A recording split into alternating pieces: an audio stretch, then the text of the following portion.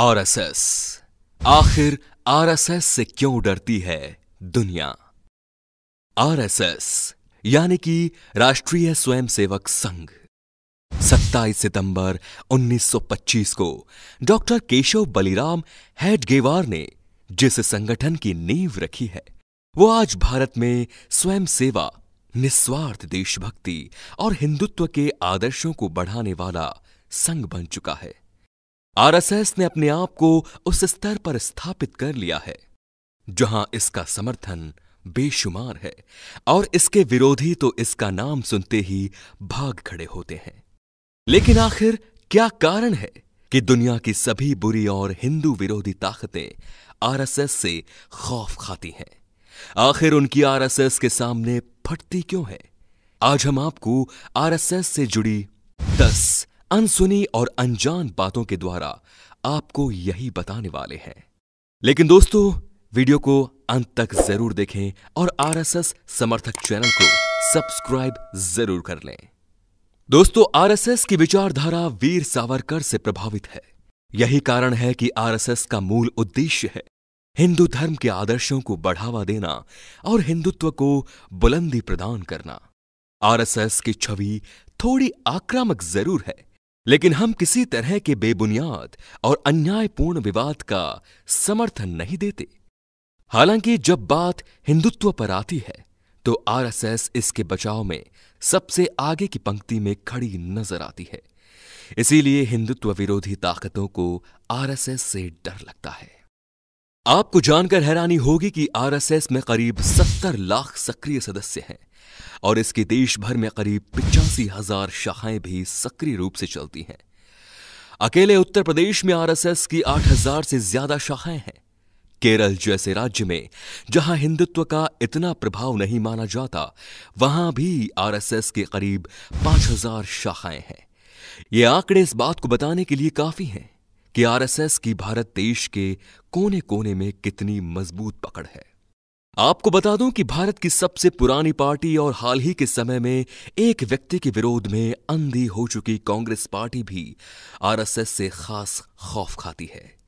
इसका कारण है आरएसएस की हिंदुत्ववादी छवि, जो कांग्रेस की तथाकथित सेक्युलर छवि के खिलाफ जाती है और कांग्रेस को हर बार एक वर्ग विशेष के फायदे के लिए देश से दगा करने से रोकती है। कांग्रेस का आरएसएस से खौफ खाने का एक कारण चुनाव और देश में आरएसएस का मजबूत वर्चस्व भी है। भारतीय जनता पार्टी के लिए सत्ता की चाबी तक का रास्ता बनाने में आरएसएस का योगदान किसी भी स्थिति में नहीं भुलाया जा सकता। आरएसएस की छवि जरूर एक हिंदूवादी संघ की है, लेकिन इसका मतलब ये बिल्कुल भी नहीं कि हम हिंदू, मुस्लिम और ईसाई धर्म गुरुओं की तरह दूसरे धर्मों के लोगों को डरा धमकाकर और पैसे का लालच देकर उन्हें हिंदू बनाना चाहते हैं। आरएसएस की शाखाओं में हर धर्म के इंसान का स्वागत होता है और आरएसएस को दूसरे धर्म के त्योहारों पर विशेष आयोजन करते हुए भी देखा गया है। इसके कारण आरएसएस को न केवल हिंदू बल्कि देश के मुस्लिम और दूसरे धर्मों के लोगों का भी बड़ी संख्या में समर्थन हासिल है। कई लोग कहते हैं कि आरएसएस ने महात्मा गांधी के स्वतंत्रता आंदोलनों में शामिल होने से इनकार कर दिया था, लेकिन ऐसा बिल्कुल भी नहीं है। उन्होंने बस संघ के लोगों को 1930 के नमक सत्याग्रह से दूर रखा था। इसके अलावा आरएसएस के लोगों ने स्वतंत्रता आंदोलन में भाग लिया है। हालांकि आरएसएस न्याय के लिए अहिंसा के पथ पर तब तक चलना जानती है जब तक ये राष्ट्र और धर्म के हित में हो, नहीं तो महाराणा प्रताप और वीर शिवाजी की इस भूमि ने हमें शस्त्र उठाना भी सिखाया है। भारत पाकिस्तान के बंटवारे के दौरान आरएसएस ने पाकिस्तानी पंजाब में फंसे कई हिंदू परिवारों की जान बचाई थी। महात्मा गांधी और पंडित जवाहरलाल नेहरू ने आरएसएस की चाहे जितनी निंदा की और जितना विरोध किया, लेकिन आरएसएस ने अपने कार्यों से उन दोनों को भी आरएसएस के प्रति अपनी सोच बदलने पर मजबूर कर दिया था।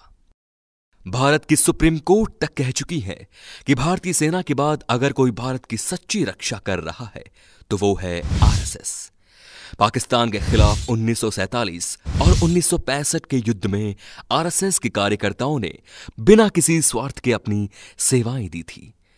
आरएसएस का डंका सिर्फ भारत में ही नहीं बजता, बल्कि हमारा पड़ोसी देश पाकिस्तान भी इससे खौफ खाता है।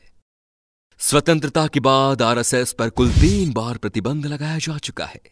देश में पश्चिमी संस्कृति का प्रचार प्रसार करने वालों और दूषित सेक्युलरवादियों ने 1948, 1975 और 1992 में आरएसएस पर प्रतिबंध लगा दिया था।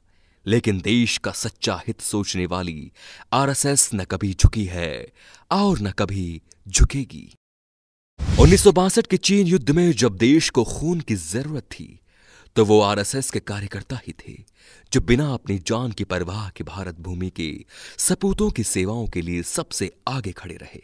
और आज जब देश कोरोना संकट से गुजर रहा है, उस समय भी आरएसएस के लोग दिन रात मानव सेवा में लगे हुए हैं।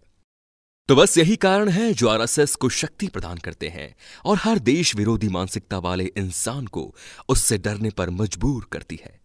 आखिर किसी की ऐसे ही तो नहीं फटती, कुछ ना कुछ बुरा तो जरूर ही किया होगा उसने। आरएसएस के लिए एक लाइक तो बनता है दोस्तों।